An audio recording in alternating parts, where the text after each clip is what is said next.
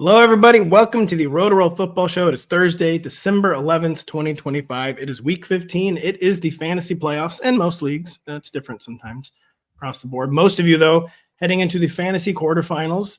Some of you fighting for your lives. Some of you have a bye. You're acting all highfalutin and think you're better. I guess. And, of course, that's how I'm behaving in my leagues. Like, making moves I don't even need to make this week. Like, it's like, dude, like, you don't even, like, there's no way you need that defense. They're terrible man. I don't care. Need them this week.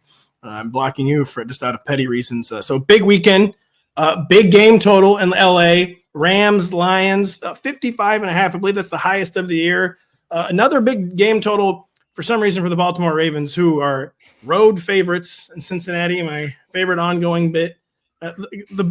I've never seen the bookmakers actually have to go to the bank examiner for, like, I swear to God, just let us make them favorites one more time. It will work this time. We swear to God. I love this bit because the Ravens win most of their games. This year they have not been covering most of their games. And no matter whatever the previous week's result is, it's ball -6. And it's only a 2.5, though, in Cincinnati. So we'll talk about that. Biggest game of the week, maybe. The Bills at the Patriots. Vikings at the Cowboys, fantasy points everywhere, playoff implications everywhere, but we would be remiss if we did not begin. We have to update, an important update to a story we've been covering very, very, very closely. Very closely. So close. The Happy Easter positivity bunny that was for some reason installed in the Eagles locker room is now gone. It made it one game. Well, all of a sudden you lose the worst game ever once, and they make you get the positivity bunny out of the locker room. Denny, Eagles unwatchable garbage last week, and the positivity bunny has paid the price. What do you tell the folks about this? Big Dom took care of business as usual with the bunny. You don't want to know what Big Dom. No, I was gonna say, how does Big Dom break it to the guys? Like, oh, that bunny's at a farm upstate, but he's doing great up there. And the poor players, they just will never know what happened to our favorite bunny. They won't. But here's something, Pat and I mentioned this on Tuesday. This was always going to make things worse. Like, for sure. Don't do this. Like, I told my dad about this. I called my dad and I was like, hey, did you hear about the positivity bunny in the locker room? And he was like, are you okay, son? And I said, no, let me tell you about it. I told him Eagles positivity bunny, whatever. And he goes, wow. So grown men are doing this, huh? And I said, they are. It's so patronizing. Like, if we screwed up a take on the show, like if I screwed it up a few times and Pat was like, I actually got you a stuffed rabbit to make you feel better, I'd quit the show. Like, I wouldn't show up the next time. He's so mad. He'd be spitting in my eye. I'd rather have him do that than give me a stuffed animal to make me feel better about doing bad at my job. You're worthless, son. That's what it would feel like. No, I'd rather you say that. And let's be real about what this was. They decided, the offensive lineman decided, we're going to buy a 10-foot inflatable bunny to put in the locker room rather than going up to AJ Brown and saying, get your stuff together, AJ. Like, those were the two options. They chose the bunny. Did not work. They are not through with the bunny experiment, though. They have failed to secure the rights to the Donnie Darko bunny. Very complicated. I believe it's a Warner property, and they're tied up in all kinds of antitrust merger stuff right now. They could not get the Donnie Darko bunny. The Alice in Wonderland bunny, though, is in the public domain, and we think that might appear in the Eagles locker room this weekend. So we're going to continue covering this story. It's not over. Do not look away from the Eagles bunny stories, you guys. We will not want to look away from Rams Lions because we are going to hope that it is raining fantasy points. And the rarest of double revenge games, it must be said, Jared Goff versus Matthew Stafford. The Rams and Lions meet up with an even more rare game total of 55.5. It's the highest of the year, as I mentioned earlier. Denny, this game screams shootout, but that will depend on Mr. Jared Goff not getting exposed by the team that knows him best. What kind of matchup is this for Goff, especially if the Lions fall behind early, as our beloved bookmakers think they will? It's not the best matchup, and we've seen the Lions, especially after Dan Campbell took over the play calling for the offense, really lean into the pass, really like funneling targets to, I know it's weird to say, but they're playmakers, Jameson Williams and Jahmyr Gibbs specifically. So you have Jared Goff. Let's see, the Lions pass at a 65% clip while trailing this season. It's very high, one of the highest in the league. That jumps to 67% when they're trailing by 4 or more points. So if you think the Rams are going to get out to a lead here, they are a 5.5 point favorite. I think you can anticipate a lot of throwing for Goff. The Rams, despite being cooked by Bryce Young a few weeks ago, they're allowing the third lowest completion rate over expected over the past month. They're still pretty good, like as a pass defense. But here's the thing for Goff, and this is important. The Rams are 28th in pressure rate since week 8. That's his kryptonite, right? Like he cannot function if he's being hit. The Rams have really not been getting any pressure on anybody. That's good for Goff. I think you kind of have to start him in 12-team leagues. Yeah, that's one of his kryptonites. Of course, cold weather, playing in a stadium that he doesn't normally play in, right? Playing against a good defense, playing a defense with a good cornerback. He has 11 kinds of playing against smart coaches. Yeah, that would be a big one. That's red kryptonite, of course.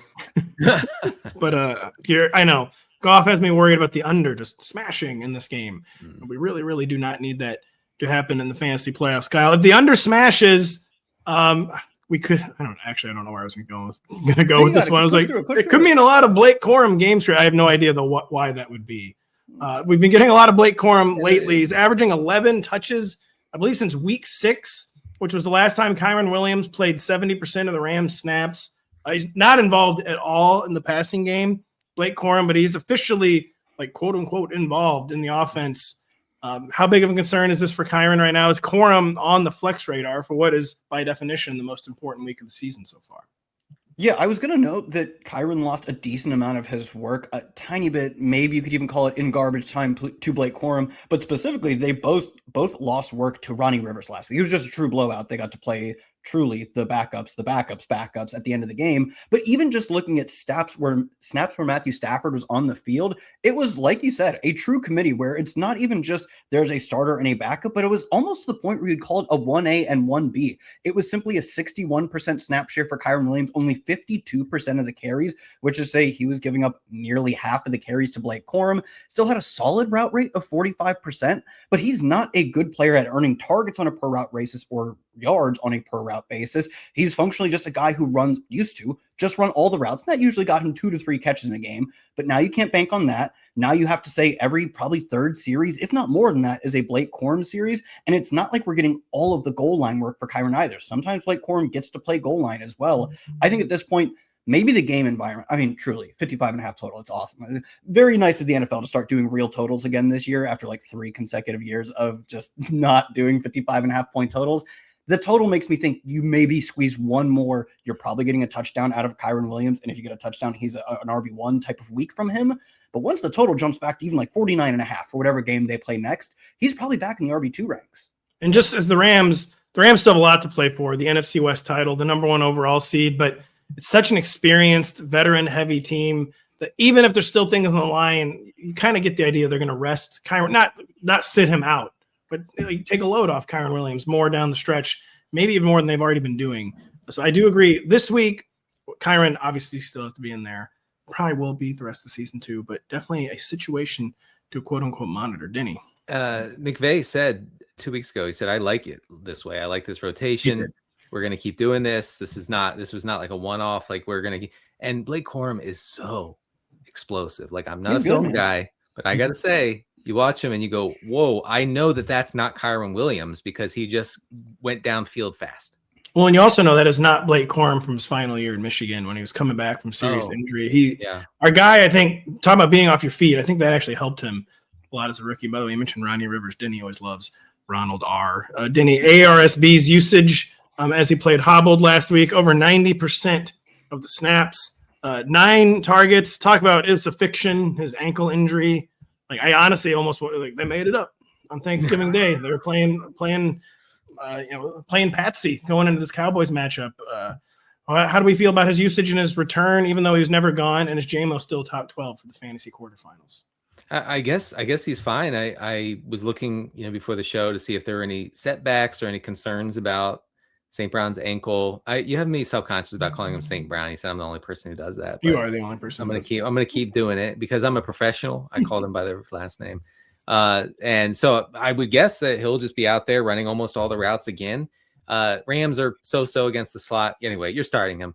JMO, I think, if you're banking on this game going off or even close to off, and you're thinking that Jared Goff is a 12-team league starter, one quarterback league starter, I think that means you have to play JMO here. You do have to play JMO. Yeah. 55.5. Do you have to play anyone else weird in this game? Colby Parkinson, even Isaac Tesla, David Montgomery, a little more secure. Do you guys have any feelings on the ancillary Rams and Lions players? One more thing on before we get to the Rams, I forgot to mention the Lions actually went ultra run heavy in week 13, but last week they were back to 11% over their expected pass rate against Dallas. That's what we've seen since Dan Campbell took over. So that's another, reason to feel okay about J-Mo. Colby Parkinson. Colby Parkinson, for sure. Sure. You're hammering that guy. You're hammering the Parkinson. I'm hammering Sin plus 2.5 as we're back to Ravens-Bengals. With the bookmakers' intent on being wrong on the Ravens every single week, Kyle, they've installed our spiraling birds as 2.5-point favorites, even though the game is in Cincinnati, Ohio, banks the Ohio River. The matchup is certainly right for Lamar Jackson and company, but they flunked it the first time around on Thanksgiving night. Will this time be any different for the Baltimore Ravens? I don't know, man. Maybe it will, maybe it won't. I don't know what to tell you. Lamar, so I have they feel like positive notes on Lamar. He's coming off of his best rushing performance. I believe it was 7 for 48 and a touchdown versus the Steelers. His best rushing performance since September, his third best rushing performance of the year. He didn't have any long gains. He didn't have a gain of 15 plus yards in that one. And he still does not have a gain of 15 plus yards on the ground since week 1, which is a shootout with the Bills, if I remember correctly. But the other positive note is we got a little more rushing production, meaningful amount more rushing production last week. And although technically he didn't practice on Wednesday, which has been a constant for him over the past month, they called it rest, which, look, maybe we're just reading the tea leaves too much, but I did find it notable that they have listed him not only with injuries, but different injuries almost every single week for like 6 weeks. I believe ankle, toe, hamstring's one that actually sat him for some time, and knee have all been on the injury report and have all prevented him from practicing. The fact that they just said they gave him the day off and they couldn't even find an injury to make up makes me think that maybe he's just like 5% more healthy. Not to say that I think he's back to being a top 3 fantasy quarterback. I do think we have to wait and see for that. But it's a good-looking game. He looks maybe a little bit healthier. I'm going to call him a top half QB1 once again, even though he hasn't really played like that for a long time. I have him more in the QB 8 to 9 range, Kyle, but it's still basically a rank like you have to play him. And last week needed to happen for that to be the case, but for him making visible signs of progress, even though he got tackled again from behind, like I truly never thought I'd see this in my entire life. That good performance coupled with a matchup that, even though the Ravens bombed it just 2 weeks ago, very difficult to bomb a Bengals defensive matchup. That Lamar is the classic, even more than like Justin Jefferson or whatever. Like you're either he's got to be in the lineup, and you'd rather probably lose with him in your lineup than on your bench. Denny, with the bye weeks over and Samaje Perine snap share not rising but stuck in that 35 to 40% range, can Chase Brown still be considered a top 12 back? He's been getting away with it the past few weeks, scoring enough touchdowns, but it is getting a bit concerning. The ceiling is lower, the touch floor is a little lower. Yeah, I mean, it was a lot nicer when Perine was not in the lineup, but what can you do? I do think Chase Brown still just has to be in 12-team lineups this week because of the pass heaviness of the Bengals offense and his role in that passing offense. Last week, Brown ran 23 routes to only 8 routes for Samaje Perine. He out-targeted Perine 11-3 over 2 games, I should say, not last week, but over the past 2 games. Brown has 27 rushes to 20 for Perine over the past 2 weeks. Last week, it was 12-6 in favor of Brown on the ground. I know that the upside is sort of chopped off here, but if you think this game is going to go back and forth a little bit, if you think I do think the Ravens showed improvement last week. I think Lamar looked somewhat back-ish, right? They showed improvement on offense. On defense, not so much. The Ravens also have 2 tight ends that can just shred this Bengals offense and defense. Why does that matter? Well, it matters because that means a lot of playing time for Chase Brown. It potentially means a lot of targets. So I do like him here. Chase Brown, I think what it boils down to is obviously you cannot bench him. But what I wrote in my rankings article too, I mean, not that this really matters with someone you're playing. I said you can no longer pretend he's a viable RB1 though. No, he's still an RB2 that absolutely has to be in lineups though. Kyle, Denny mentioned Isaiah Likely, Mark Andrews. Matchup of the century is tight ends versus Cincinnati Bengals. Are they both in the top 12 for the fantasy quarterfinals? And what about the Bengals tight ends with T. Higgins trending towards out, although that is not official. T. Higgins is getting in some practice time. Tell us about the game environment for the tight ends here. Yeah, T. Higgins on Sunday exited, I believe, multiple times for concussion checks and has just carried that mentality. He returned for all of them. Just carried that mentality into practice. He's like, yeah, I'm just going to show up for limited practice while in the middle of concussion protocol. Obviously, that's somewhat normal. I got to be honest. When you leave a game multiple times with concussion, I'm like, oh, it's because he's concussed. And it looks like I think he's going to play. And obviously, every game at this point is a must-win game for the Bengals. I would guess every game is a must-win, and then they probably need some help even beyond that. If he plays, there's no chance you're starting Mike Gesicki. I will note last year, Mike Gesicki averaged nearly 14 PPR points per game, and I believe it was 5 games with T. Higgins out. We haven't really seen that version of Mike Gesicki in the past, really this year at all. Over his past 2 weeks, he hasn't even run half the routes in each of those games. In the entire season, he hasn't earned a 20% target share. So even if Higgins misses, I think it's a fun, high upside, tight end one maybe type of play. But you probably could do as good, maybe not better, but as good as Mike Gesicki off the waiver wire elsewhere. In terms of the Ravens, it's frustrating because I think Isaiah Likely is probably just better than Mark Andrews. Kind of seemed pretty strongly like we were trending that way last year.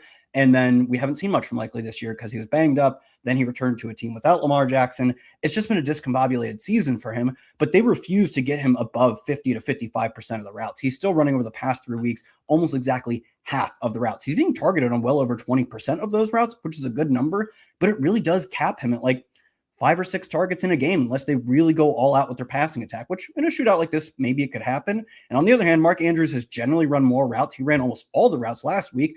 And more recently, he hasn't been earning targets at a high clip on a per route basis. So both of them, I think, are more in that, we talk about this a lot, like Dalton Schultz is in this range. Hunter Henry is in this range. These guys where, sure, they could be the tight end 5 or 6 in any given week.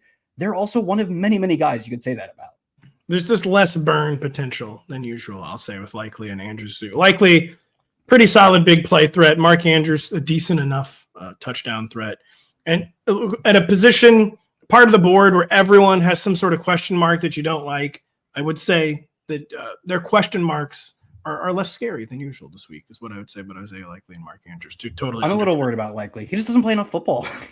But when he does, he's so good. I was right all along. I was right. No one can say I was wrong about putting him on the end of every bench in summer drafts. Trying to put the finishing touches on their first AFC title since 2019, Denny Carter. The Patriots host the Bills as roughly 1.5-point favorites with this projected shootout game total over 50 against a feral Bills team. I say that because I'm pretty sure they need to keep winning. Their playoff position's in pretty good shape.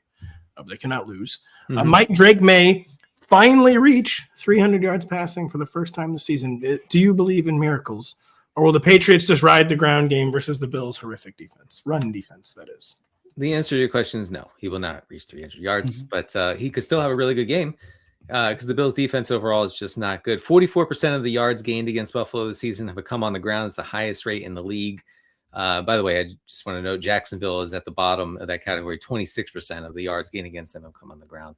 So that's a pass funnel for the Jags. It's a run funnel for the Bills. We know how teams approach these defenses. The Bills allow a bottom 10 dropback success rate and a bottom 10 dropback EPA.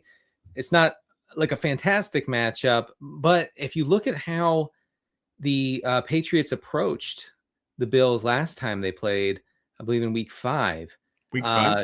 Yeah, so they were actually it was the second pass heaviest game of the year for the Patriots when you consider pass rate over expected.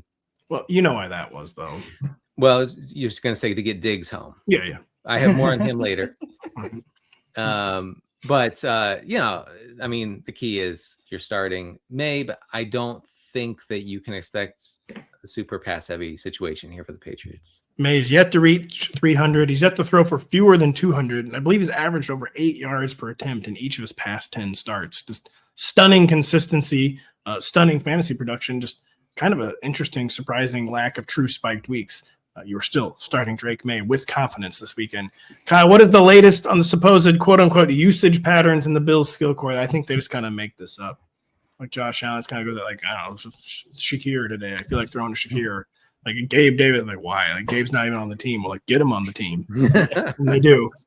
Any latest on these usage patterns here for the Bills?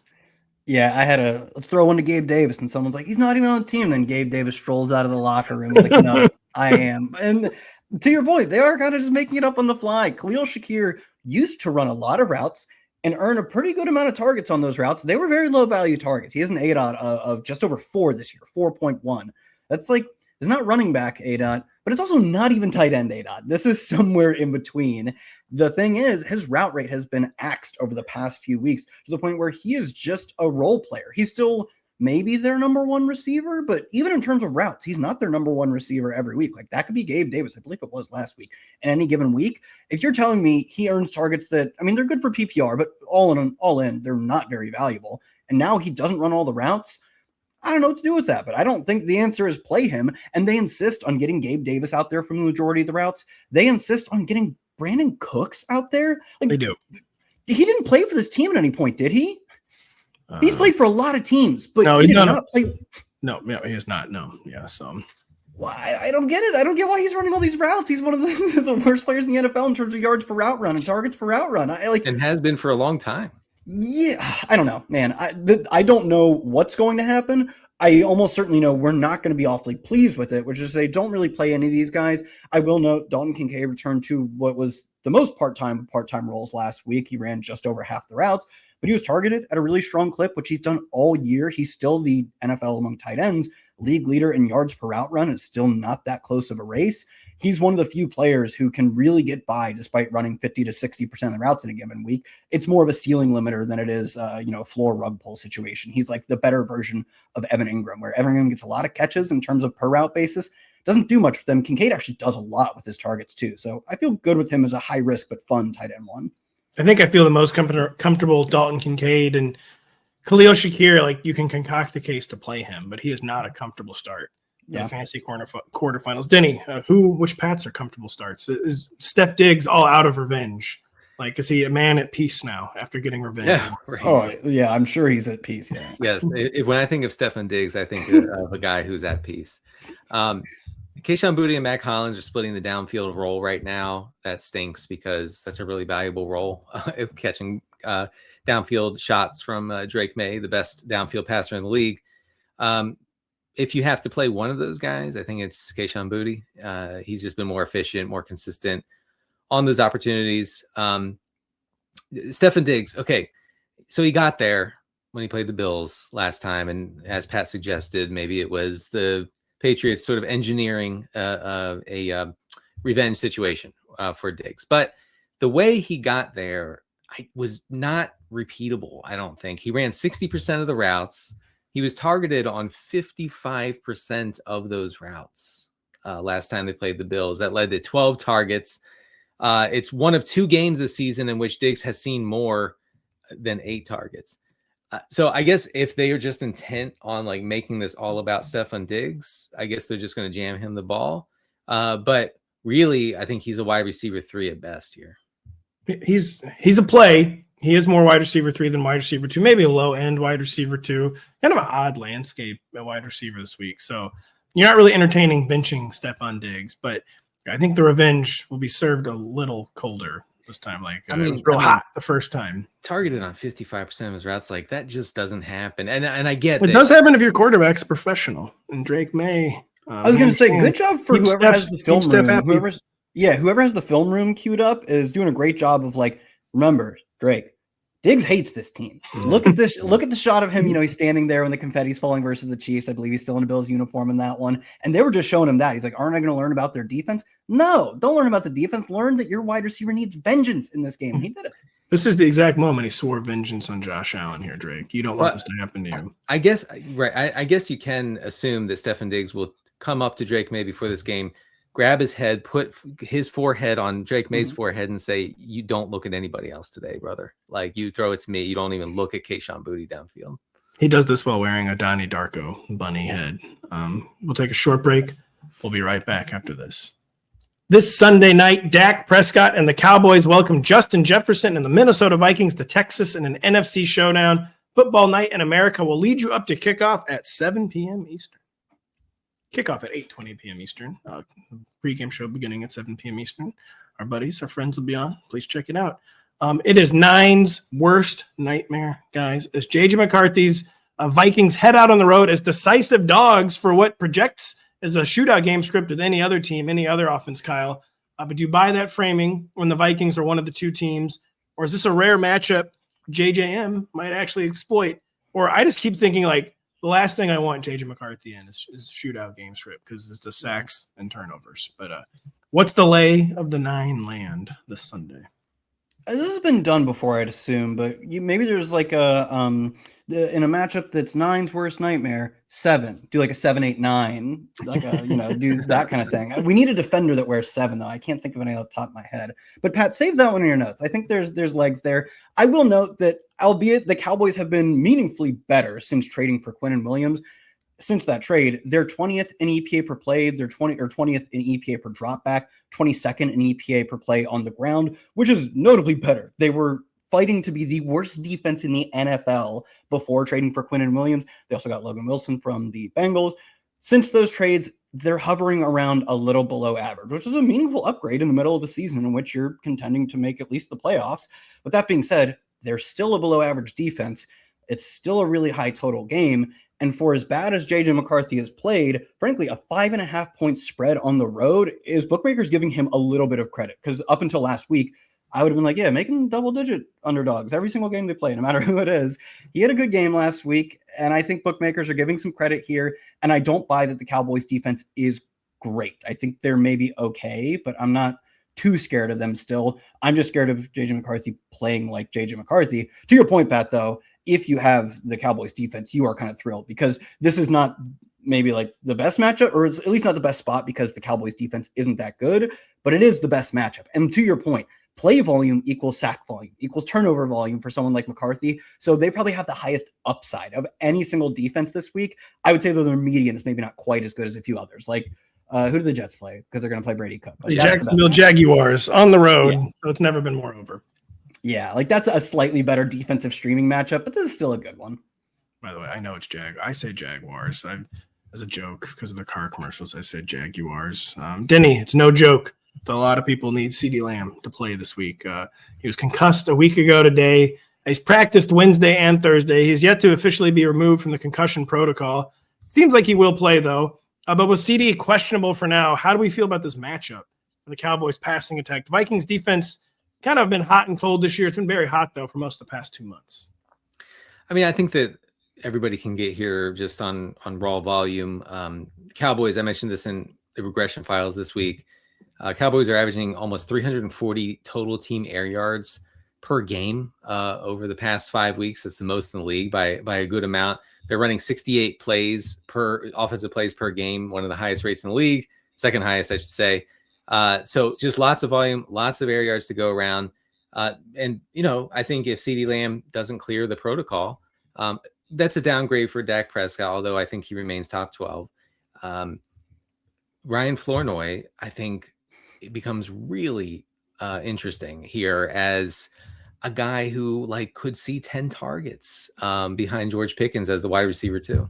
I'm shaking my head because Flournoy was the final guy on my bench in our dynasty league. And he's the kind of guy, I agonize over cutting every year. And I'm whatever, the 7th rounder, he's not going to do anything. I cut him. I re-added him after his first 100-yard game. Then I had to cut him again. Now he is no longer my asset in dynasty. And also, this whole Dallas passing attack has upside because the Vikings have been so bad against the downfield shot. That's partly because they don't do what other teams do and just have 2 guys camping out back there. And so Pickens, if Pickens is up for playing this week, if he's feeling good about himself, then I like him a lot. Obviously you're starting him, but if Lamb sits and you have Flournoy, I just feel like you need to find a way to get him in there. I think Lamb's going to play. And by the way, this is not a joke. He had a good game. Flournoy, he pronounces his name without the R. Apparently. I was so geared up to be the guy in the comments. I had this YouTube video live pulled up right now to make that note, not because I knew that, but because whoever was on the it was Herb Street and who else on the Thursday broadcast, they were they were going nuts saying Flournoy. Yeah, they really hit it. They hit that Flournoy. So I was gonna do it to you guys just because I watched that. There was a Chris Collinsworth Mariota moment where they were like, this is actually how he says his name. And so then they say his name and everyone's like, what? They were a little self-righteous about it. Yeah. Yeah, we're saying it right, bro. Well, if Flournoy has a bad game this week, the R will be back. Will Aaron Jones can't really change the pronunciation of his name, Kyle. What is the latest on as the Aaron Jones turn? Somehow made it through a week without injuring his shoulder last week. How do we feel about this matchup? Yeah, the past 2 weeks, his usage has really plummeted, just 38% of the snaps and 44% of the snaps over the past 2 weeks. He was at least 2/3 of the snaps in back-to-back weeks heading into that game 2 weeks ago. I will note they got blown out. I believe it was 2 weeks ago. They got blown out 0-26. And then last week, they destroyed the Commanders 31-0. So neither of those games in which I'm saying his snaps fell have been remotely representative samples. Over the past 2 weeks, he is still very marginally out-carried Jordan Mason. He's still running more routes than Jordan Mason. I think it's back to him being the clear leader of a committee. I'm going to say that the past 2 weeks are they're still slightly informative, but there's a lot of noise going on with two completely uncompetitive games in both directions too. Aaron Jones, he's an RB3. He's an RB3 who exists. And if he's in your lineup, you don't really know what's going to happen. It's just the reality with Aaron Jones. Coming off a thrilling, if not exactly inspiring, victory over the Eagles, Denny Carter, the Chargers are going on the road with a chance to kill off the first iteration of the Chiefs' Pat Mahomes dynasty. Chiefs have never been more on the ropes. Kansas City played as poorly as possible in Week 14. They also dealt, at least I think, with an unrepeatable amount of drops, at least 6. Is this a potential bounce back spot against the Chargers? Or is this offense really just kind of that broken at this point? And now, they're kind of losing anything to play for. The Chiefs need like an inside straight to make the playoffs. How do we feel about this matchup for Kansas City? Yeah, I am of the mind that the Chiefs are going to make the playoffs and then make a run in the playoffs. There's just no way that the league is going to, not the league, but like other teams are going to step up to like step on the throat of the Chiefs. There's just nobody's going to do it. I thought the Chargers needed to lose that game to the Eagles. If the Chargers had lost that game to the Eagles, I would be adopting my normal role of the Chiefs easily. I was going to say, Denny, or I guess Pat, it sounds like we've ceded the high ground. I know we have. I've unfortunately, for the first time ever, ceded the Mahomes ground to Denny. I'm tired of fighting.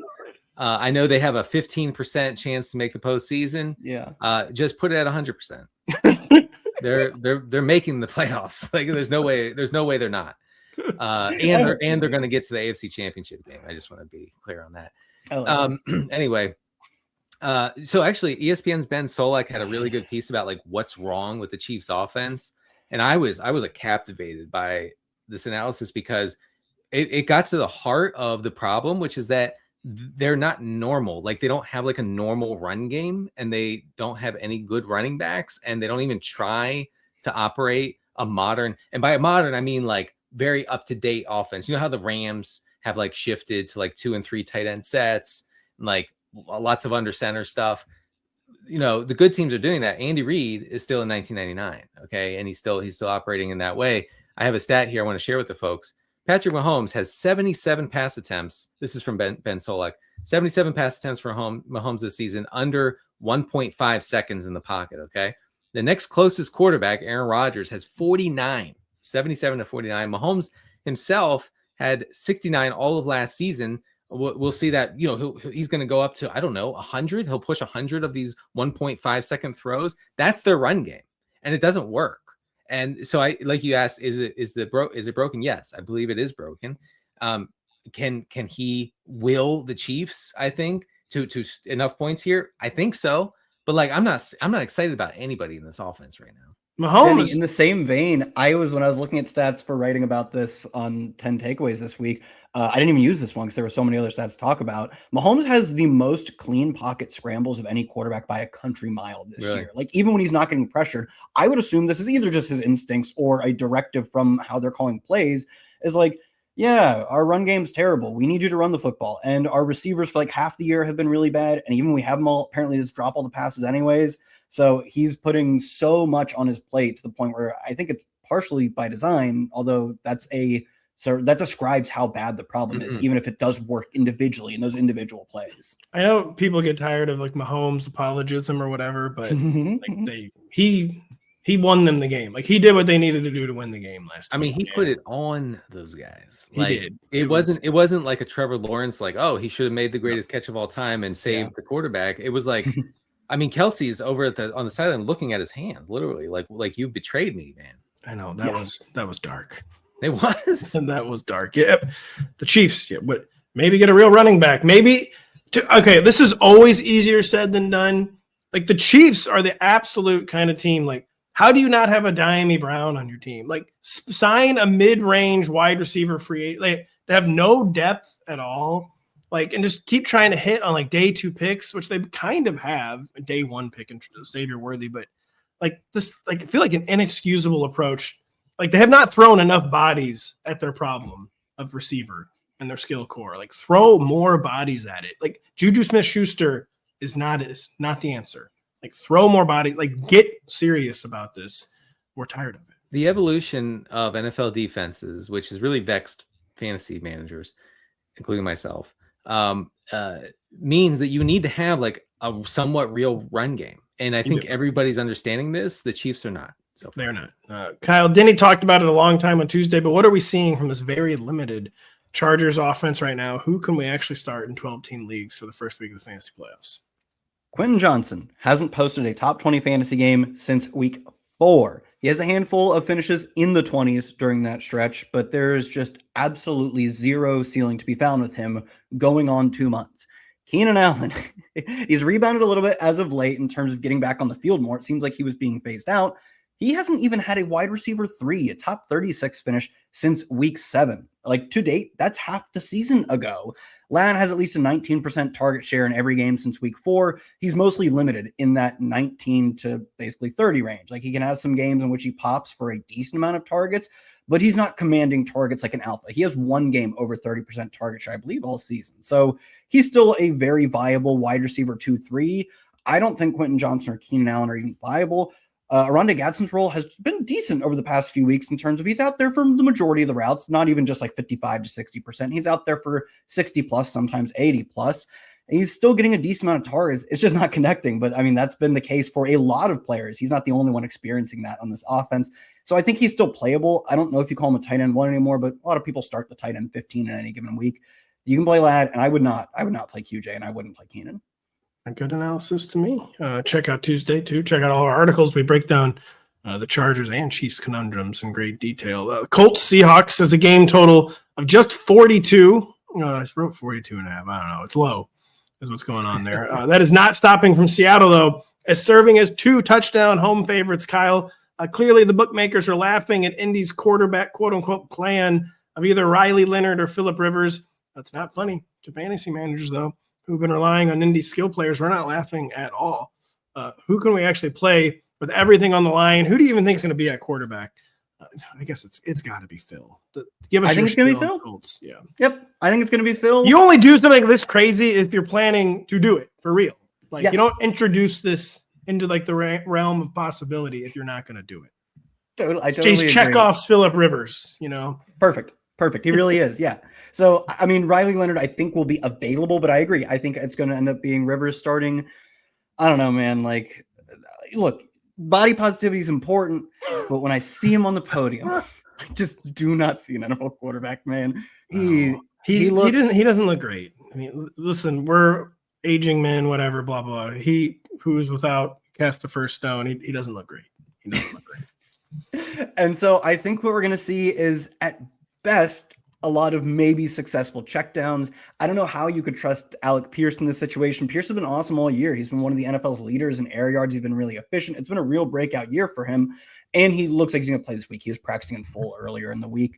So I think he's going to play. I don't think that means you can start him. I expect a decent amount of checkdowns, which would obviously mean Tyler Warren and Michael Pittman. But the efficacy of those checkdowns, I truly don't even know if that's in Phillip Rivers' repertoire at this point. Like what hasn't played since 2020 looks like he hasn't played since 2020. I don't know, man. My faith in this and what's going to happen here is we've got a maybe 10% chance of getting a Joe Flacco situation. Do you agree? You texted the other day. You agreed with my assertion, though, that this was higher upside than Josh Johnson. Yeah, 10% Joe Flacco is better than 0% Joe Flacco, which is like signing Desmond Ridder or Josh Johnson or something like that. I get why they did it. It's very unlikely to work, but nothing was likely to work at this point. They're in a bad spot. We're going to have to figure out how to litigate that, by the way, so we can declare Denny wrong next week when we bring this up yet again. Denny Rashid Shaheed finally did something last week. Is there any hope he will produce down the stretch, or was it just an outlier performance? They don't seem like they really need him. Yeah, well, he was up to 68% of the routes, which is better than what we saw when he was new to the Seahawks. I mean, really, they need to stop with this Cooper Kupp nonsense and just put Rashid Shaheed as the wide receiver 2. But really, like, there's not enough pass volume in the Seattle offense to go around. And, JSN is a black hole of air yards and targets. It's just going to be hard for anybody else to get there. Last week, Rashid Shaheed saw 25% of the air yards. Of course, that trailed JSN by quite a bit. Seattle has a 54% neutral pass rate this season. That drops to 50% when they're leading. I would guess that they're going to lead here, considering they are 14-point home favorites. Too high, by the way. Way too high. Way too low. High. Low. It's way too high. Phil Rivers, even washed 45-year-old Phil Rivers, like, what are you're seriously going to tell me this game won't be in doubt in the final 3 minutes? Clearly, they will then lose the Colts. But Phil Rivers, you can take the Phil Rivers out of the NFL, but you can't, I don't know. Well, I just wanted to say just quickly, Darnold averages 25 pass attempts and wins. This is going to be a win. So Rashid Shaheed should not be in lineups, is what I'm No, Denny, go ahead. Tell us we can't play JSN. Maybe you'll be right this time. I know. By the way, Adam asks an important question. He said, how is Rivers going to be able to take a hit from a 300-pound man running at full speed? I was going to say, how's that DB going to take a hit from 300-pound Phil Rivers? Listen, we're here critiquing his body. He's got a plan for this. How do I take a hit? I've got some padding. Dude, I'm absorbing these hits. Yeah. I'm worried about him. I think I'm not worried about Phil Rivers. And Phil Rivers is the kind of guy where, like, if his femur breaks in two, that's the way he wanted to go out. All right. Fair enough. You're probably right about that. He's that kind of guy. Man, I don't know. We're worried about Kenneth Walker, so we're actually worried about. Can we trust him for the fantasy? Every week, Kyle's like, "Oh, Seahawks were winning by too much. Oh, they're losing too much this week." Don't pay me. I'm just telling you what happened. Not starting this guy anywhere. To be clear, like me personally, I didn't draft him, so you guys have fun with that for the listeners who drafted him. But I will say, like, he's gotten bit by the bad luck bug of, like, he gets the majority of the carries for 3 quarters, which is fine. He's not a workhorse back, but he runs at least the plurality, if not the majority of the routes, gets the majority of the carries. And then in the fourth quarter, his team's up by 30 and they sub him out, which is, again, what happened last week. It happened 2 weeks ago as well. The Seahawks have outscored their opponents 63-9 over the past 2 weeks. Velus Jones, running back, Velus Jones got carries for this team late last week. And Seahawks running back Myles Gaskin got carries for this team 2 weeks ago. So I agree that the fact that he needs a more specific type of game to unfold to get there is evidence of the fact that he's not awfully great as an RB2. But, like, what are you going to do? You have a running back who's a massive team total, massive home favorite. Team loves to run the football, and you're not going to play him. I do think you have to play him this week. You do have to play him, and it's just always be ready for the frustration and the unexpected. 28.25 implied total. You would think a running back could get there, and you would be wrong, probably. No, you would be wrong. By the way, Adam says the over-under for the Colts team total is 13.5. That sounds like a Riley Leonard, honestly, like over-under. You guys are nuts. Riley Leonard would be so much better here than. Oh, yeah, he's so much better than Phillip Rivers. This year, they, quote, went and signed Phillip Rivers. When they were confronted by the terrifying prospect of Riley Leonard, maybe having. He probably has like a horrifying knee injury that we're going to learn about. Yeah, that actually probably is true. We'll see what happens. This is the game we are most fascinated about this entire weekend. Fantasy managers are understandably wary of facing the Houston Texans after what they just did to Patrick Mahomes last Sunday night, Denny. But are we overthinking it when we consider benching Jacoby Brissett and Michael Wilson for Cards Texans? Let me be clear. No one's going to actually bench Michael Wilson. I know that. Blah, blah, blah, blah, blah. But how do we feel about the Brissett, Michael Wilson, Shaq, Kobe tandem against the terrifying Texans? Not good. Not good. I'll be quick here. Cardinals have a 16.5 point implied total. That's very low. Offensive tackle Paris Johnson is done for the season after getting injured last week against the Rams. Brissett has been pressured on 42% of his dropbacks over the past 2 weeks. It's the 5th highest rate in the league. The Texans have 36 sacks. That's the 6th most in the league. The Texans pressure the passer with only 4 rushers at a league high rate. It is bleak for the Cardinals this week. I am terrified to play Jacoby Brissett in 12-team leagues. I'm telling you, he barely was able to scrape his way through last week. He's going to get annihilated here. I'm starting Jared Goff over Brissett in one league because I can't stomach it. Well, yeah, that's an easy decision. But okay. So Brissett, you got to the crux of the problem. I'm not worried about the matchup. If he plays 60 minutes of football, fantasy points down there somewhere, I am worried about Jacoby surviving this game intact because he's got to be really banged up already. Yeah. Oh, yeah. And he's going to get obliterated in this game. And Jacoby Brissett, he's always been tough. But he's been really tough this year. There's been years past where he's done my backup quarterback theorem. Like, I'm here to throw 20 passes and then get hurt, and I'm all out of 20 passes. Jacoby's not done that so far. I'm feeling that way big time. I covered that Cardinals game last week, and I was just shocked that he was able to get through it, honestly. You have to rank players and play players as if they will finish the game. If you think Jacoby Brissett's going to finish this game, I think you're getting a high-end QB2 is what I would say. We're not the same for CJ Stroud. We have not gotten high-end QB2 numbers all year, Kyle. How's this Texans passing attack performing of late? Well, you've got high-end QB2 numbers in the spreadsheets, which none of our fantasy points are scored on. Because over the past 2 weeks, he's came back to the lineup 2 weeks ago. He's 12th in EPA per play. He's 13th in completion percent over expected. Not elite, but when I said high-end QB2, I knew exactly that he was on that 12-13 border for both of those stats. Nico Collins has finished as a top 15 fantasy wide receiver in both the games since CJ Stroud returned. Dalton Schultz had one good game and one not good game over that stretch. I do think that's about it, though, because they're going to want to and going to get the opportunity to run the football as much as they want in this contest. I think passing volume will be low, and even if it's efficient, it's not going to be enough volume to get a guy like Jaden Higgins, or I don't know if you we're trying to play Christian Kirk or something. Just play the usual suspects. I think Stroud probably has a low volume, high efficiency game. I don't think he probably has a good shot at cracking the QB1 ranks by the end of the week. The competition's not good for CJ Stroud, all 32 QBs, although the competition is thinning out. Brady Cook and Phil Rivers, for instance. Denny, I asked you if Woody Marks is a top 24 back. The answer is yes, but what do we like for the setup for Woody Marks against the Arizona Cardinals? Yeah, so Nick Chubb didn't practice on Thursday. I would guess that, he's a long shot to play this week. So Woody Marks is not really involved in the pass game too much. He has 5 targets over his past 3 games. Last week, he ran 45% of the routes, but I guess that's not really what you're interested in here. He had 26 rushes last week, a good 2.6 yards per carry, so really quite efficient and good. No, he's been bad. Woody Marks is bad. But in this game script should be right to have 20-plus touches. You could do worse at running back. You got to get Woody Marks in there for the fantasy quarters, despite what Denny's alluded to of the problem that he has not been very good. No, they've been treating him like he's been good. They've been giving him bigger workloads. I know. He's good relative to Nick Chubb. I will say, he's important to the team because they don't check him for concussions like they should. They don't check him for concussions. And also, how a player is important to the Houston Texans is that they don't rush Dare Ogunbowale onto the field. Oh, man. You're right. If in your mind, the highest compliment you can give a Texans football player is that they're better than Dare Ogunbowale. That's absolutely correct. Yeah. He's the most important player in franchise history. And perhaps this week's most intriguing measuring stick game, Kyle Dvorchak, the Broncos host the Packers as 2.5-point home underdogs. I oftentimes feel like I have no idea if either of these teams are good, but we know that they're bad matchups for opposing quarterbacks. Let's start with the Packers. Are we playing Jordan Love this week? And what about his pass catchers in the Mile High City? No, I'm not playing Jordan Love this week. At least I wouldn't rank him as a QB1. In Superflex, he's a decent play. I've talked about it in previous weeks.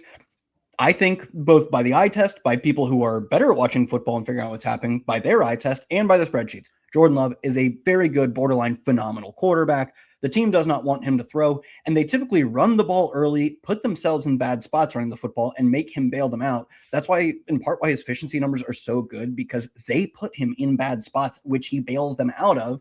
Largely, that has meant Christian Watson in recent weeks, 28% target share and 36% air yard share over the past month. Those are like alpha wide receiver 1 numbers, putting up wide receiver 1 fantasy points. He's over 18 points per game PPR over the past month. This is a tough spot. It's a very good Denver defense that limits explosive plays, but he's their number 1 receiver. So I think you are comfortably playing Christian Watson. If you want to play Jaden Reed, look, I love me some Jaden Reed. He tied for a team high in targets last week. It was only 4. They didn't have a clear number 1 receiver last week. He also got some carries as well. There's some juice there. He's a player who can get home on 2 carries and 4 catches because he's so explosive, but you are praying for the explosive play. Christian Watson, I'll say, he's someone who had been trending towards wide receiver 2 status, but he's still, his entire career, it's like there's been like a force field around him that he cannot even catch 5 passes. He catches 4 passes like almost every week. I think he's caught 5 once all year. as for the reasons Kyle alluded to, you're not going to get a ceiling Christian Watson game here. Much more of a wide receiver 3 than wide receiver 2. Denny, Bo Nix's recent performance. I'm Ron Burgundying right now. I thought there was going to be a second part there. But tell us about Bo Nix's recent performance. Which Broncos can we actually play in this one? Yeah, you are Ron Burgundy. Yeah, so the Packers have faced the third lowest pass rate over expected this season. No team has faced a lower pass rate over expected since week 9. So the teams are really leaning hard toward the run here against Green Bay. I think in part to avoid that pass rush. We kind of saw that with the Bears last week. I think we'll see that with the Broncos. They've been more like, open to like a run heavy or run first approach. Nix has played okay lately. He's the second most accurate quarterback in the league since week 10, behind only, of course, Tyler Shuck over that stretch. And then the deep throwing has ebbed a little bit for Nix. He has a deep attempt on just 8% of his pass attempts since week 10. I want to mention real quick the Troy Franklin, Pat Bryant situation. So last week, Pat Bryant ran 67% of the routes. Franklin was at 39%. Courtland Sutton looked like he's back in the air yards eater role in the Denver offense. I saw a report on the internet just before we started recording that Pat Bryant had suffered some sort of leg injury. Didn't look good in practice. If he is out, Troy Franklin becomes way more interesting than he has been. In fact, I was going to say, like, you can't play Troy Franklin because Pat Bryant has emerged. If Pat Bryant's out, that's all washed away, and then Troy Franklin becomes legit, I think. Please just be muscle and not structural. Pat Bryant is a pillar of my future dynasty football plans, and also because we do not want someone to get hurt. By the way, Denny also came dangerously close to giving Tyler Shuck credit. That's not something that's allowed on this show. Well, he's our new Taysom, actually. But we like RJ Harvey, of course, right, in this game. We like maybe strong, but top 20 for sure. Yeah. He's consolidated enough of the work. Maybe not as much as we would like, but enough. The Pittsburgh Steelers host the Miami Dolphins for one of this week's lowest wattage playoff scrambles. Denny Carter, it's a very important game. I bet if you look up the NFL coverage map, though, it'll be on in 5% of the country. Tell us again what the Steelers actually did different last week and whether it is replicable in this plus home matchup, Denny. They were 11% over their expected pass rate against Baltimore. It was by far their pass heaviest game of the season. Now, the Aaron Rodgers stuff, it wasn't much different. So he had averaged 6 air yards per attempt going into week 14. He averaged 6.5 air yards per attempt against the Ravens. But you add that to increased drop back volume. They passed at a 72% neutral rate against the Ravens, as the highest in the league last week.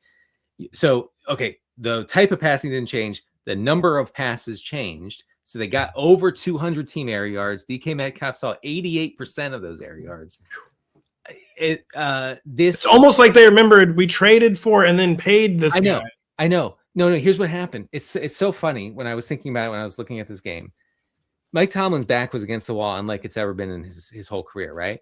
And he goes, all right, fine. We'll score some points. I know. We'll play modern NFL football. I've got an idea, all right? Who played on Thursday night? I believe that was Cowboys Lions, right? That was Cowboys. Right.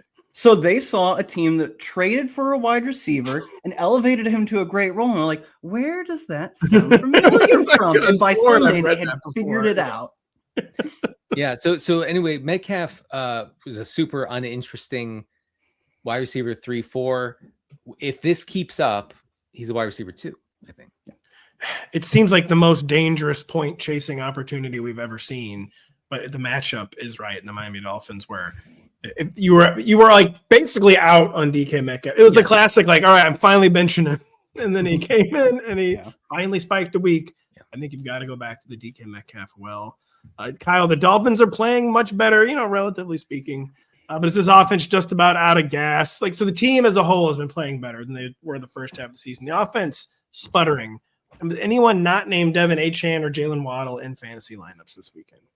No, I mean, that's the reason the offense hasn't really taken off in the second half, despite the team, like you said, they're getting wins in the win-loss column. They've been beating up bad teams, but that team we saw in the first month of the year, I would have told you they could go 0-17. So they've been proved, but they're just throwing to 2 players or throwing to 2 players and running with one of those players as well. Achane looks fine, by the way. He got dinged up with a rib issue, left Sunday's game early. Mike McDaniel has been pretty consistent about saying he pulled him just as a precaution. They were killing the Jets, if I remember correctly. They were. He looked out in the field and saw Brady Cook once. I was like, all right, you go to the showers, Devin. Yep. Yeah. And that appears to be correct. That he wasn't lying. He wasn't messing with us. So he was back out there in practice, I think in a non-contact jersey, but he'll probably be a limited participant as of Thursday because they get an extra day of rest as well. He'll play. You're playing him. Jalen Waddle, nothing wrong with him. You're playing him. I'll note Darren Waller, kind of interesting. A 59% route rate last week is not ideal, but we're talking about playing guys like Dalton Kincaid and Isaiah Likely on those kind of route rates. And there are other legitimate pass catchers on those teams, whereas Darren Waller has like 1.5 pass catchers to complete with. It's just a running back and Jalen Waddle. And this is how he was getting home earlier in the year too, when he was playing a not full-time role every single week, but he just plays a big wide receiver role. And if you get to play a wide receiver at tight end, you can give a little bit of the routes back. You can get 50 to 60% of the routes, and he'll still be a tight end too. He's a very high-risk tight end too, but he got home on this exact role much earlier in the year. It's a risky bet. It's not one that I'd love to make with the fantasy playoffs on the line, but he's viable is what I'll call it. Didn't anything to say on Kenny Gainwell versus Jalen Warren, or is it kind of self-explanatory? Kenneth Gainwell catching a lot of passes. Jalen Warren's touch floor has been dangerously eroded. Yes, I'll mention that in a second. I just want to say Dolphins over the past 5 games, 156 total air yards per game. Like, that's really hard to get a second pass catcher there. And I know Kyle makes some good points, but really, if you're starting Darren Waller, you are hoping and you're praying, sorry to get religious, but for a touchdown. And so just know what you're getting there. Also, if Darnell Washington is out, he suffered a concussion last week. I think Freiermuth is the play if you're desperate at tight end if Washington's out. Muth is loose. Just real quick on the backfield. Now I can't find it. Yes. So get your binoculars out. Just that'll usually help. Pat usually gets. Yes. I do see it now. Warren leads and carries over the past 3 weeks, 36-19. Gainwell is at half the pass routes over the past 3 weeks. Warren's at 33%. The targets for Steelers running backs are pretty good. Only the Niners target the running back position at a higher rate. I think both of these guys are playable. Oh, interesting. I also think you won't really enjoy playing both of them. They are ranked as if they're playable, though. So I agree with Denny on that front. I think in PPR, I've had some enjoyable moments with Kenny Gainwell. He's the guy you're glad to have the option. You aren't glad if you have to start him. No. But you are glad to have the option. That is starting NFL quarterback Brady Cook to you, Kyle Dvorchak. Yes, indeed, a Mizzou fan's silent hope is a Jets fan's worst nightmare. As neither Justin Fields nor Tyrod Taylor are practicing, it both appears they're going to be out. If Cook goes, I guess I should say when Cook goes, a recent waiver wire stars like A.D. Mitchell and John Mechie, are they just glued to fantasy benches when we thought they could be like a life hack wide receiver 3 or 4?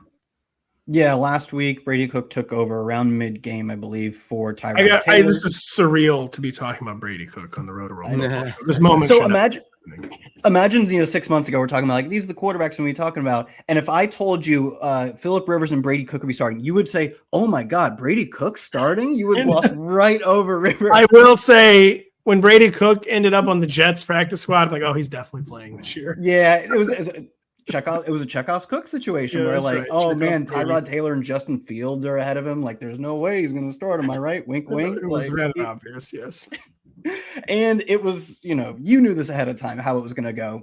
You were correct. Last week, Brady Cook was the worst quarterback in the NFL by EPA per play. He was the worst quarterback by completion percent or expected. This year, Pro Football Focus has him outside, it's small sample, outside the top 40 quarterbacks in accurate throw rate. I mean, he looked like Max Brosmer last week. And would you start any wide receivers of Max Brosmer's?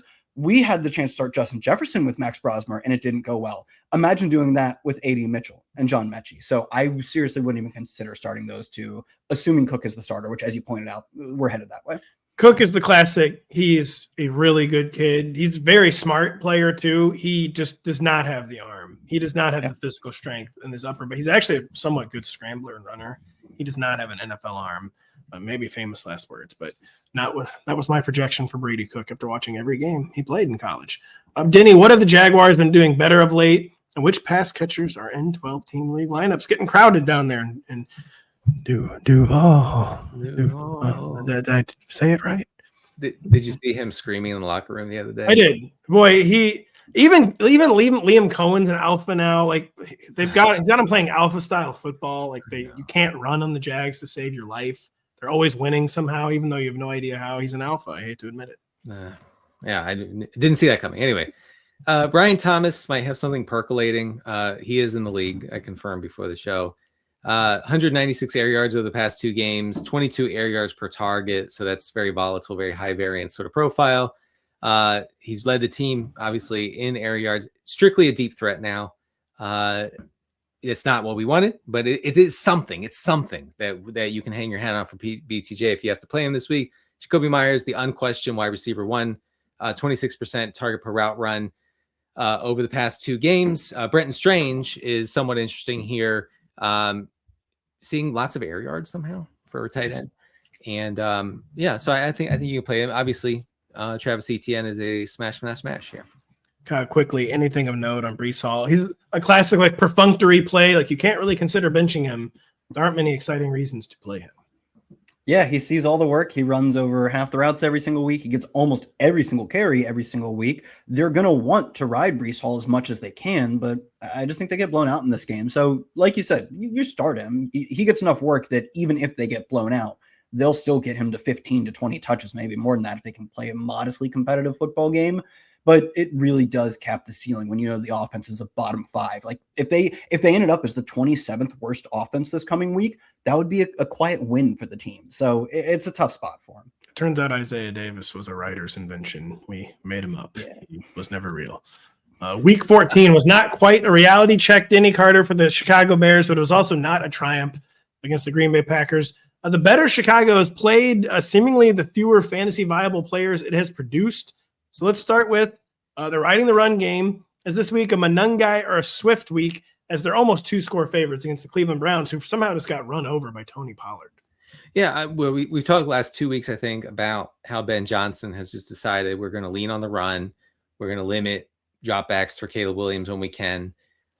So, when you say, is it a Swift or Manungai week, it's hard to say, like, one or the other. I think if you think the Bears are going to be run heavy here, and they could be, after the Titans exposed the Browns running game last week, very weird. Didn't think I would be saying that, but here I am.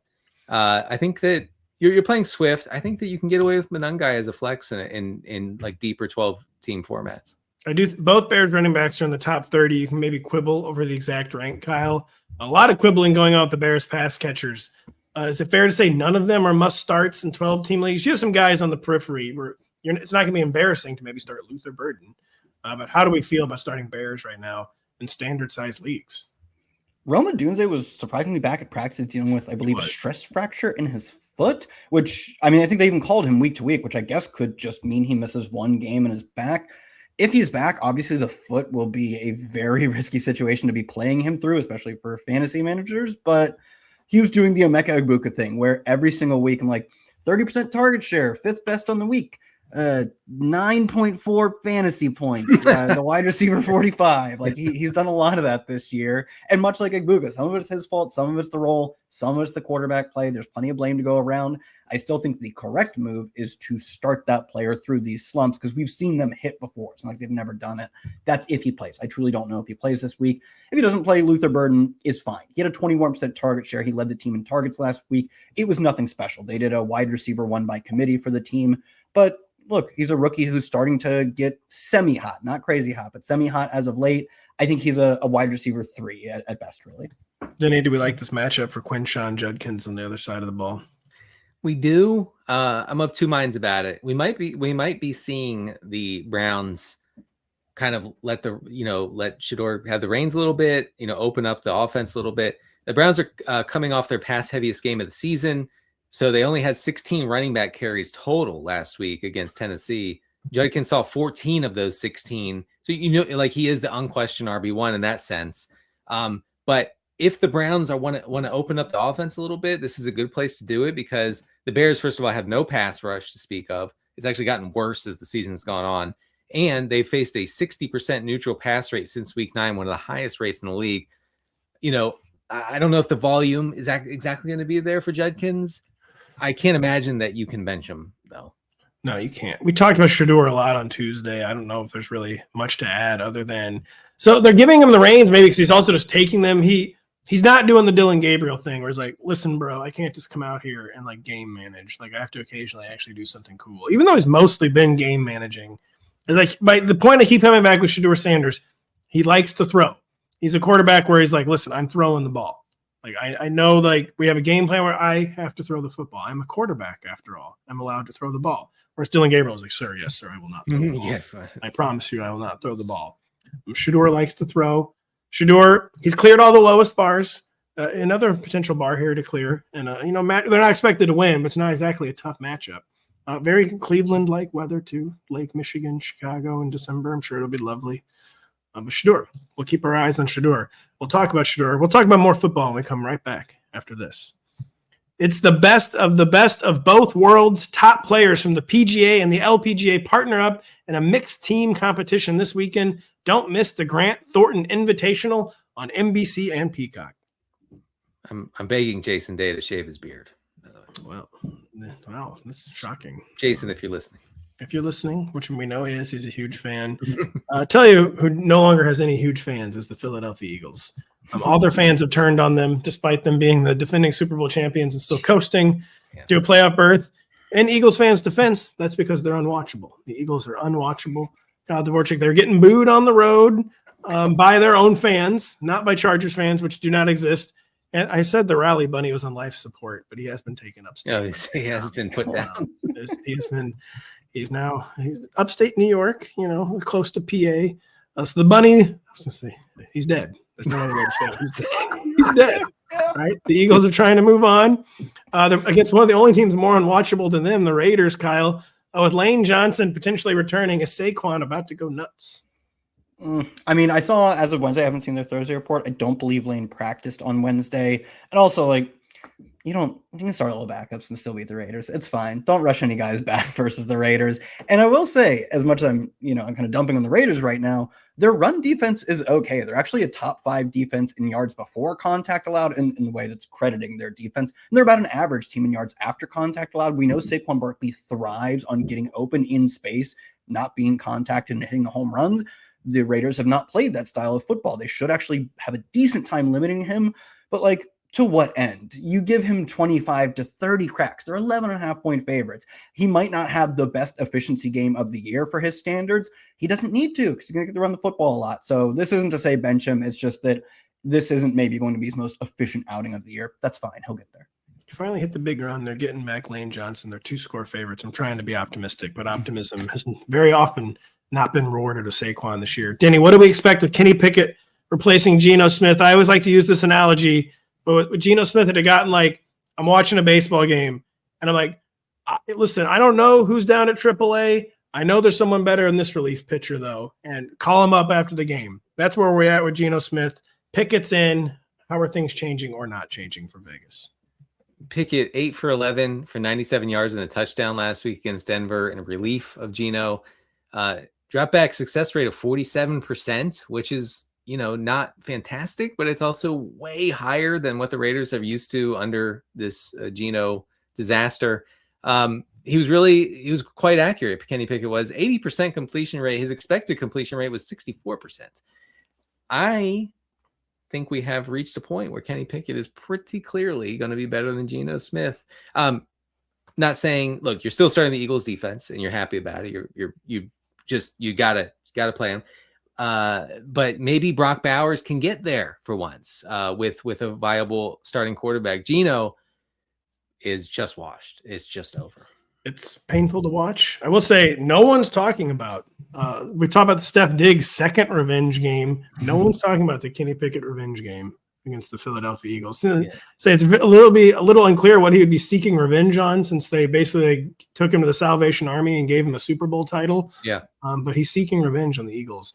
And I also will say, man, the Eagles are in that kind of situation. All right, I know they're terrible, but and they lose. And somehow they even lost this one. That's how bad they are. On Jalen Hurts, he was the regression files cover guy for this week. You guys are starting him in 12-team leagues. Yes? Yeah, you have to.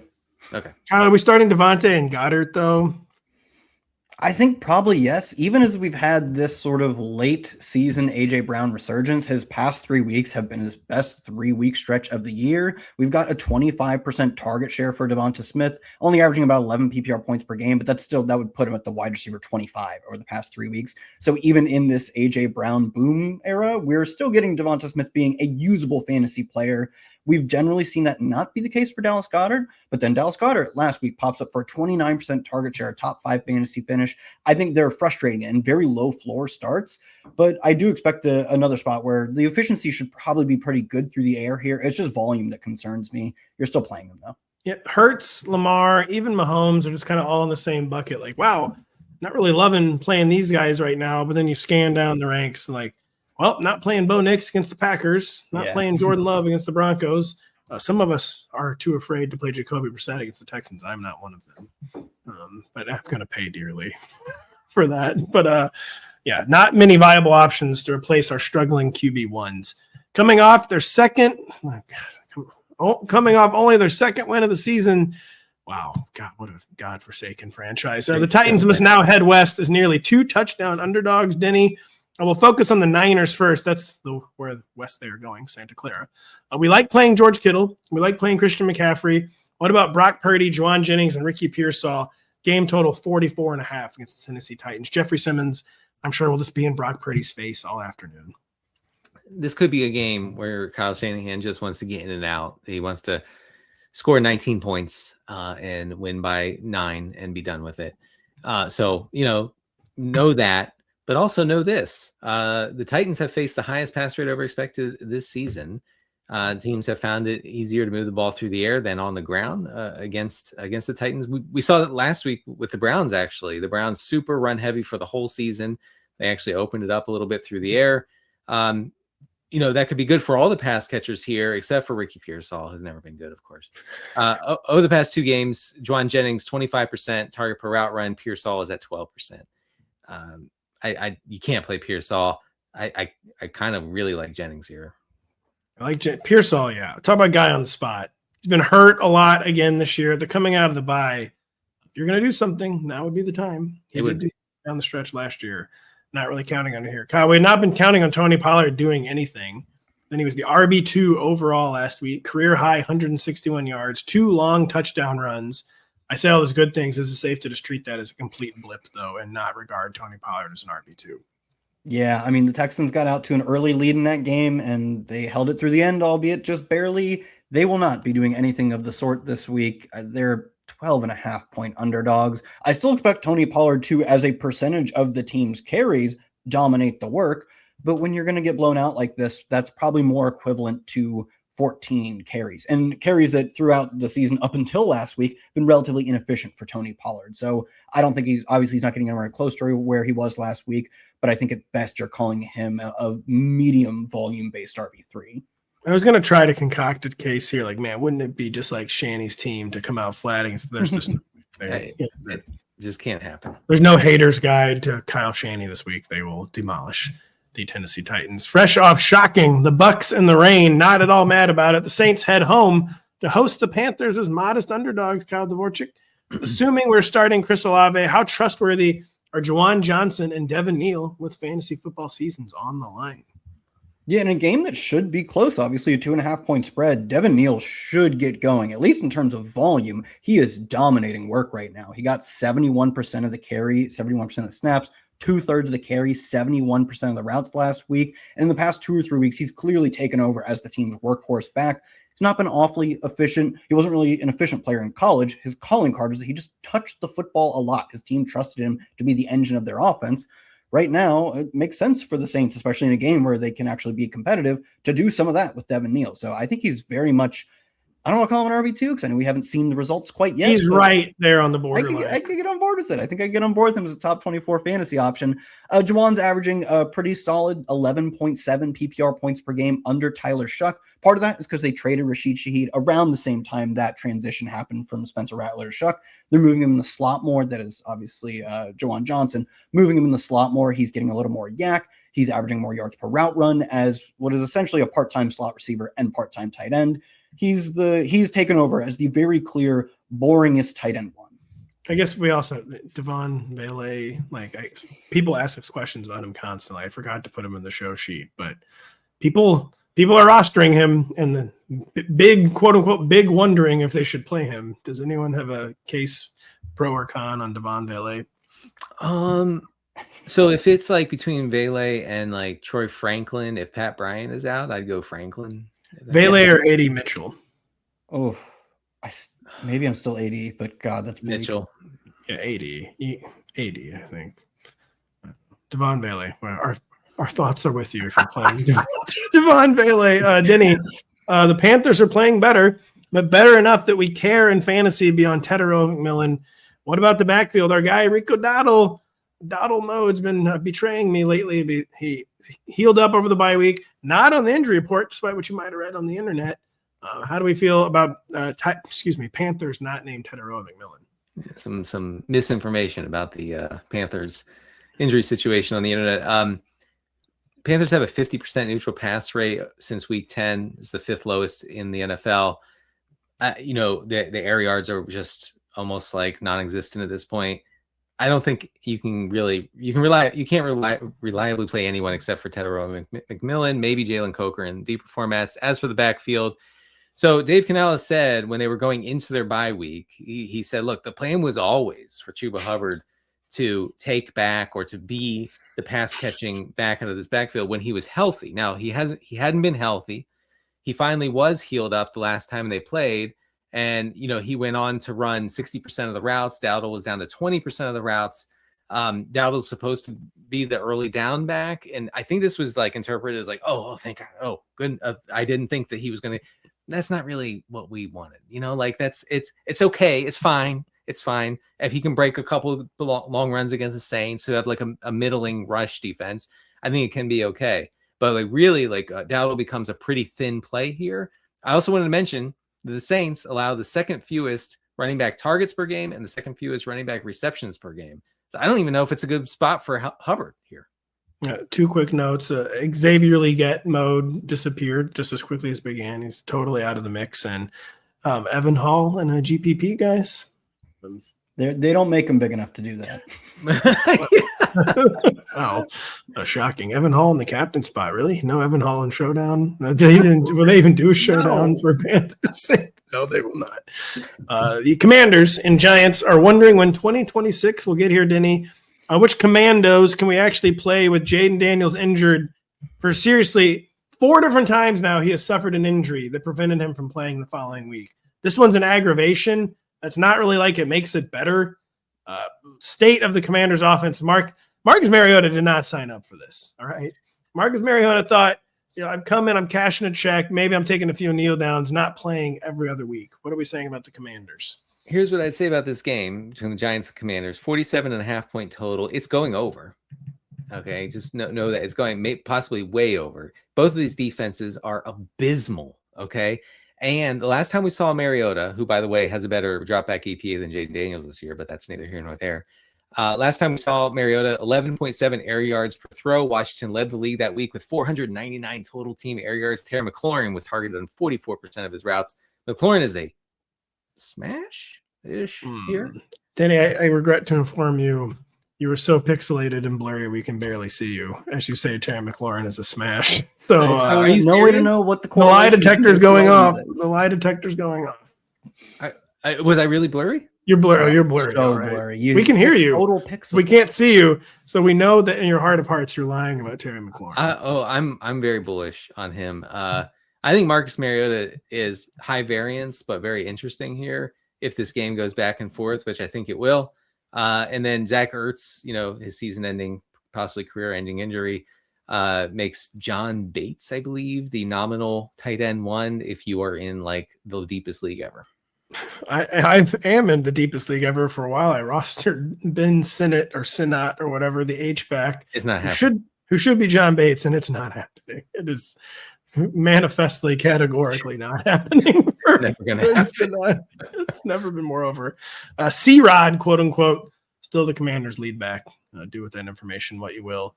Kyle Jackson Dart was not fun in his week 13 return against the New England Patriots. They got a bye week to think it over.